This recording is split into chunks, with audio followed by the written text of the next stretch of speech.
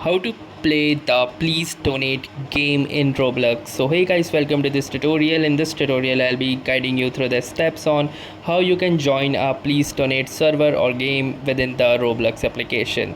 So this tutorial is being demonstrated using an Android device. So let me show you how to do this. So the first step involves opening or launching up your Roblox application by tapping onto the app icon, and once the Roblox application successfully launches up, you can see an interface like this. So simply click onto the search button and simply search for please donate, that is PLS, and then donate, and then hit the search button at the bottom.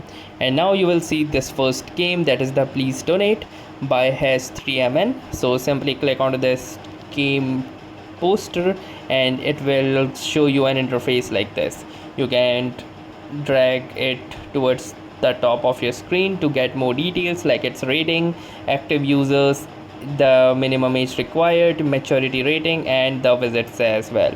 And in order to play this, you can simply click onto this blue button, and once you will tap onto this, your game will successfully launch. So that's how easily you can play please donate in Roblox. So that was all for this tutorial. I hope this tutorial was helpful to you. If it was, do make sure to drop a like and also a subscribe. So thanks for watching and have a nice day.